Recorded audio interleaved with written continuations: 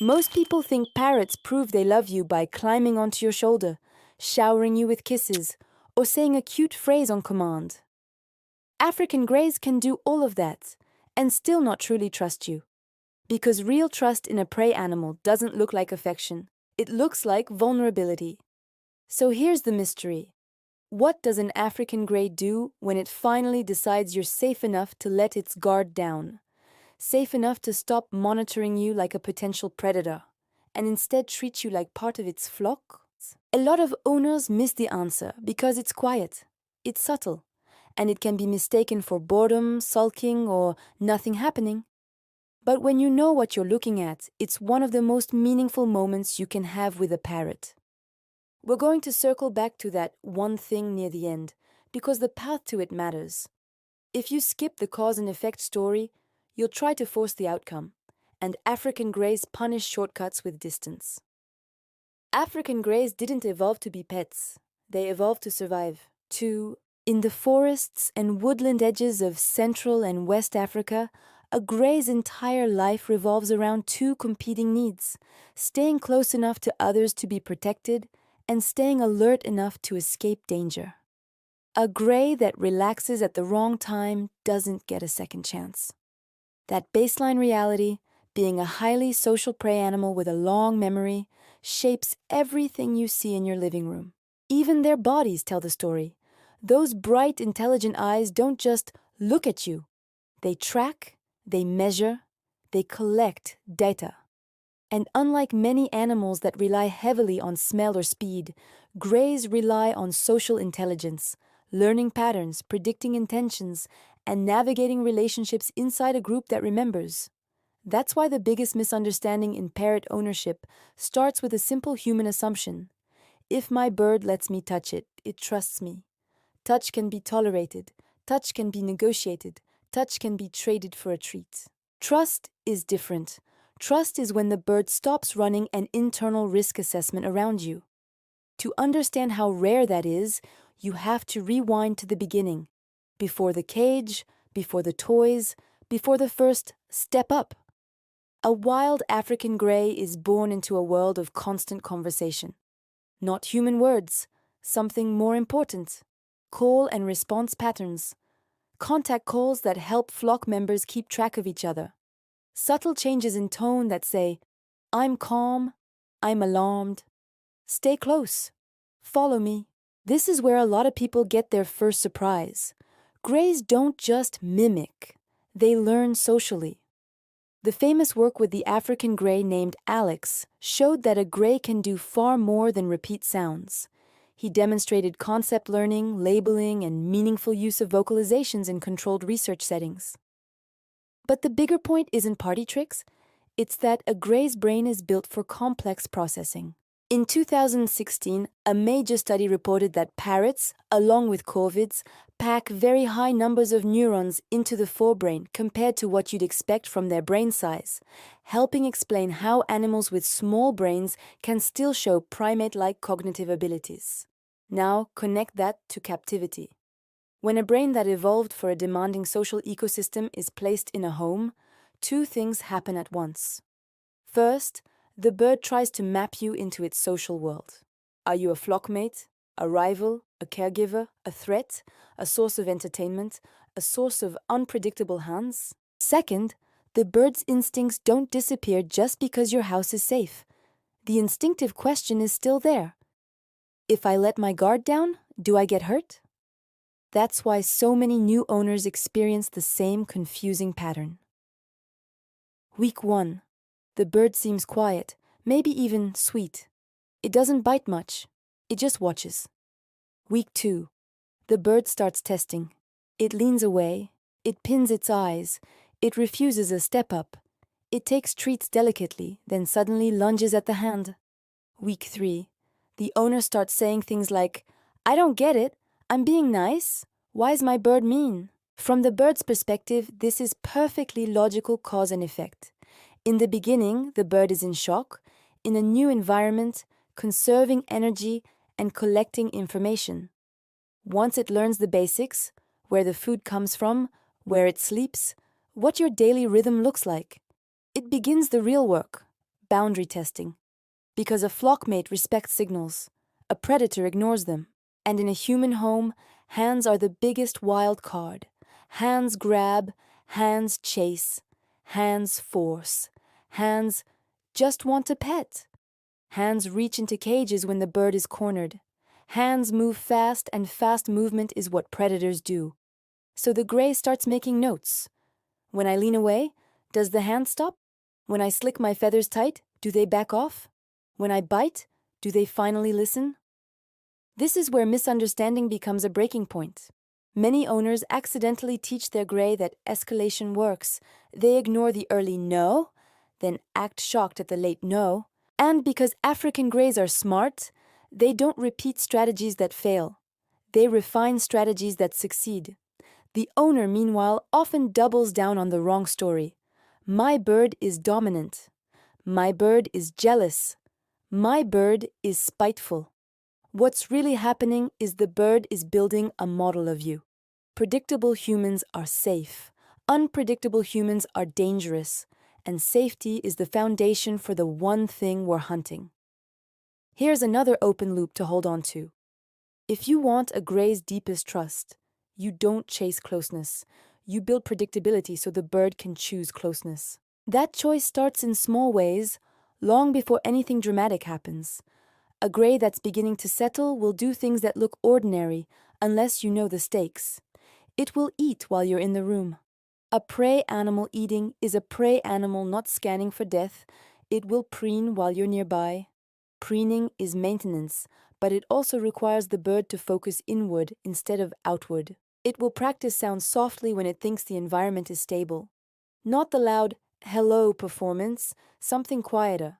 A few clicks, a low whistle, a muttered phrase, a weird little sequence you can barely hear unless you're paying attention. That quiet practice matters because vocal learning is social. In many parrots, young birds rehearse and refine. In a home, that rehearsal is often done under the bird's breath, in the safe hours, when the pressure is low. And it tends to happen more in environments where the bird feels secure enough to explore without being evaluated. Now, owners tend to do something heartbreaking right here. They hear the quiet practice, get excited, and rush over. Say it again. Say hello. Come on. Talk. The bird freezes. The moment dies. The owner feels rejected. But from the bird's view, cause and effect is clear. When I experiment, attention becomes intense. Intensity is risky. So the rehearsal moves deeper into the bird's private time. Early trust gets delayed. This is the emotional complexity most people underestimate. African greys don't just have intelligence, they have sensitivity. They remember which person moved too fast. They remember which voice predicted a towel. They remember which family member laughs at them when they get scared. And they remember who consistently honored their signals. That's why long-term consequences in gray ownership are so uneven.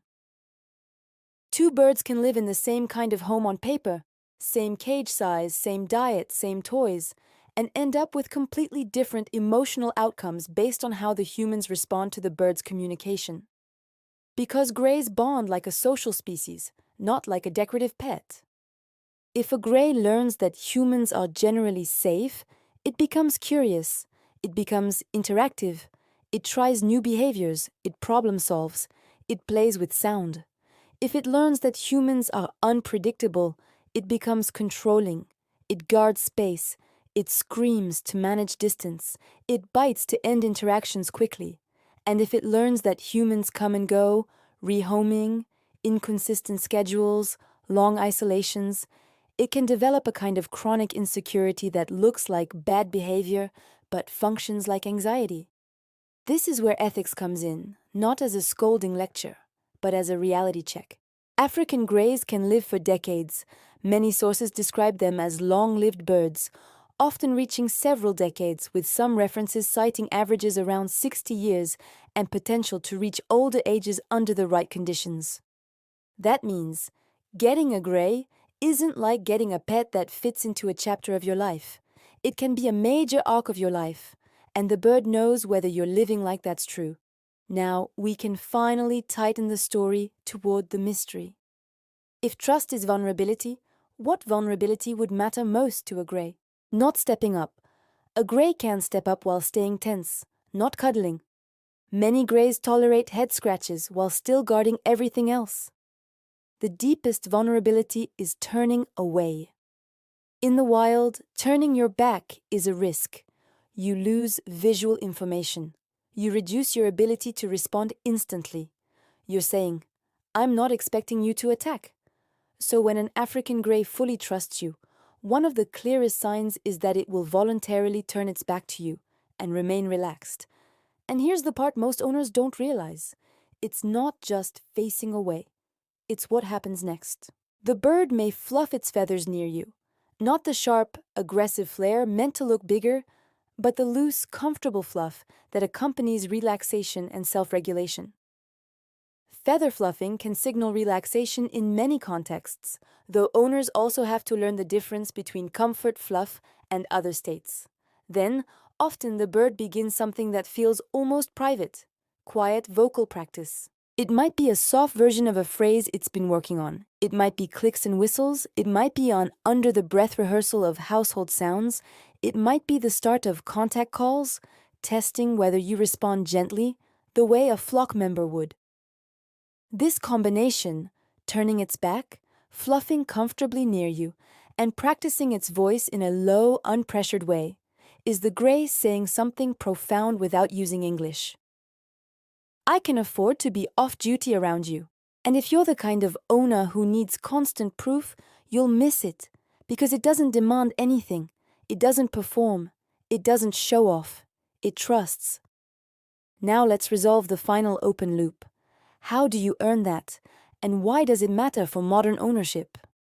You earn it by becoming predictable in the ways that a prey animal values. You let the bird initiate contact instead of chasing it.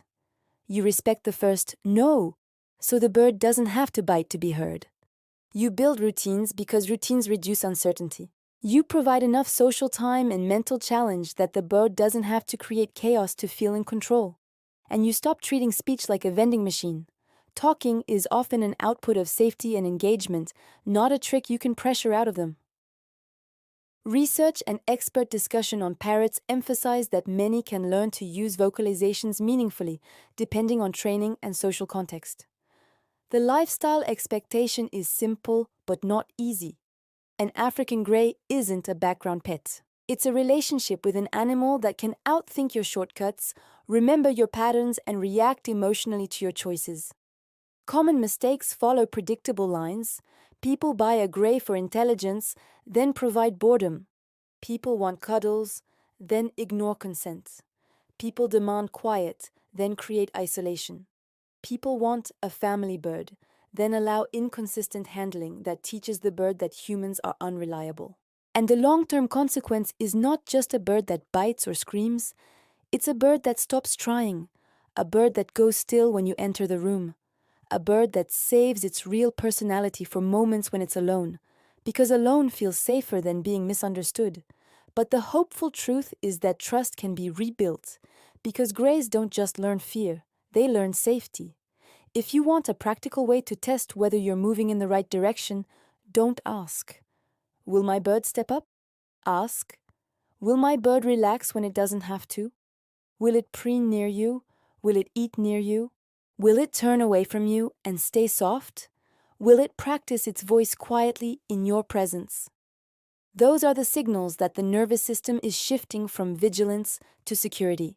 Here are 3 takeaways to carry with you if you own an African gray, or you're thinking about it. First, measure trust by vulnerability, not by performance.